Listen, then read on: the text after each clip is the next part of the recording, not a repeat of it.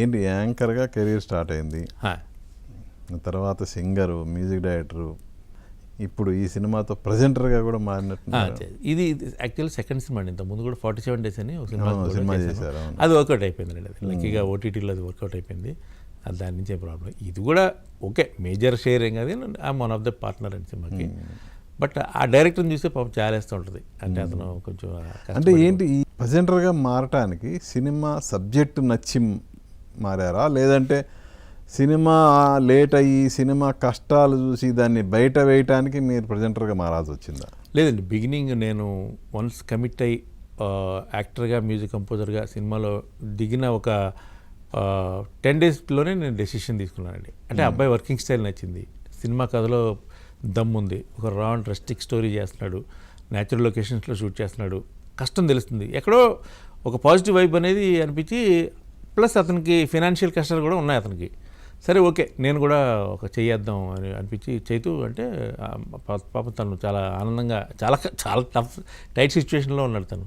అంటే ఎలా చేయవేయటం అంటే ఆర్టిస్టుగా, మ్యూజిక్ డైరెక్టర్గా వితౌట్ రెమ్యునరేషన్ వర్క్ చేయటమా, లేదా అపార్ట్ ఫ్రమ్ దట్ మీరేమన్నా పెట్టుబడి కూడా పెట్టడమా? ఎలా అది చేసి కొంత పెట్టానండి. కొంత అది మీరు అంటే ఎందుకు అడిగానంటే అఫ్కోర్స్ మనం పనిచేసిన దానికి అవునండి రాకపోతే ఓకే సరిపెట్టుకోవచ్చు, కానీ మళ్ళా ఎదురు పెట్టుబడి పెట్టి దెబ్బతింటే కోలుకోవడం కష్టం కదా. అది అంటే సినిమా బడ్జెట్లోనే ఉంది సార్. అది యాక్చువల్గా సినిమా అనేది చాలా బడ్జెట్లో, లిమిటెడ్ బడ్జెట్లో చాలా అందంగా తీసాడు అబ్బాయి. సో ఏంటంటే అది ఏదో రకంగా రాబట్టుకోవచ్చు ఇక్కడ. మనం పెట్టింది ఏదో రకంగా ఇక్కడ, ఎందుకంటే నాకు ఆల్రెడీ ఒక ఎక్స్పీరియన్స్ ఉంది కాబట్టి ఓకే, నాకు ఆ సోర్సెస్ ఉన్నాయి కాబట్టి ఏదో రకంగా రాబట్టుకోవచ్చులేనా ఒక ధీమా, ఒక నమ్మకం ఉన్నాయి. కానీ అంతకు మించి వచ్చే అవకాశం కూడా ఉంది, ఆ సినిమాకి వచ్చే అవకాశం ఉందండి. కానీ ఈ నలిగిపోతున్నాం ఆ వ్యవస్థలో, చాలా దారుణంగా ఉందండి పరిస్థితి. కన్ఫ్యూజ్ అయిపోతున్నాం అండి మనం ఎవ్రీడే. ఎందుకంటే నిన్న మాట్లాడిన మాట ఈరోజు ఉండదు, రేపు అంటారు, అది మళ్ళా తర్వాత ఫోన్ ఎత్తరు. ఓకే వేళ అయిపోతుంది పని, ఇంకా మార్నింగ్ దిగుతున్నాం అంటారు, కొంతమంది రారు.